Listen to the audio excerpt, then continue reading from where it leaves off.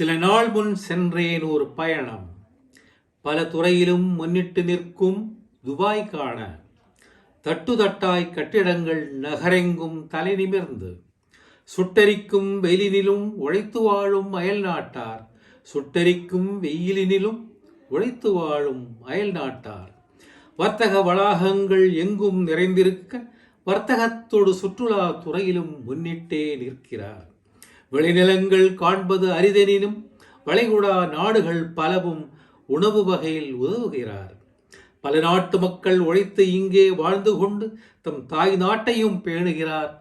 பொருளாதார துறையினிலே வானுயர வளர்ந்துள்ள செல்வமிகு நாட்டினிலே நான் கண்ட காட்சிகள் பல உண்டு மெய்சிலிருக்க. புர்ஜ் கலீஃபா உயர்ந்து நிற்கும் ஒரு கோபுர கட்டிடம். உலகினிலே உயரத்தில் இதுவே முதல் என்பர். இதை தொட்டு நிற்கும் ஏரியொன்றை காணலாம். பயணியை ஏற்றி படகுகள் போவதும், ஏரியிலே நீர் ஊற்றினை பீச்சி அடிப்பதும், மீட்டிடும் இசைக்கிணங்க ஊற்றுக்களின் நடனமும் காட்டுகிறார் அழகாக சிந்திதனை குளிர வைக்க. பண்படங்கு பயணிகள் கூட்டமாய் கூடி நின்று மின்னுவியல் கருவி இயங்க கோபுரம் உச்சி வரை செல்கிறார். தலை சிறந்த பொறியாளர் செயற்கை தீவு ஒன்றமைத்து செயற்கை தீவு ஒன்றமைத்து நிலைகுலையா கட்டிடங்கள் பல அங்கே கட்டியுள்ளார். பனிமர வடிவத்தின் இலைகள் விரிந்தது போல்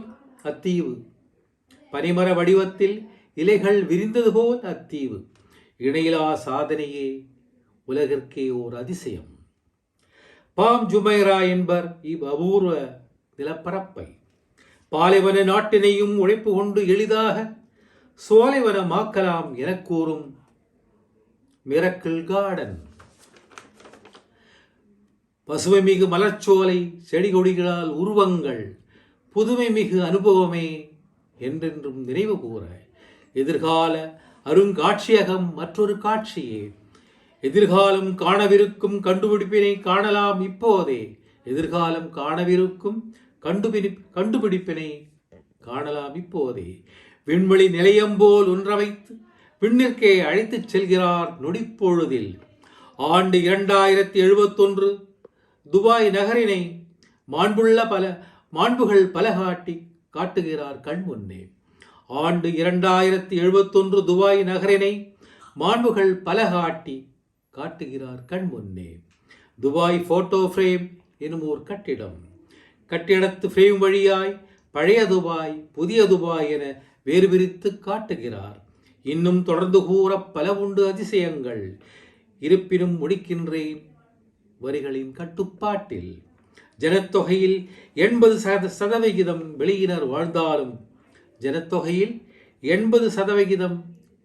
வாழ்ந்தாலும் தன்னினம் போல் பழகுகிறார் அனைவரும் ஒருங்கிணைந்து.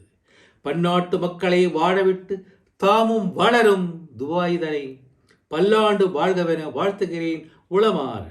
பன்னாட்டு மக்களை வாழவிட்டு தாமும் வளரும் துபாய்தனை பல்லாண்டு வாழ்கவென வாழ்த்துகிறேன் உளமாற.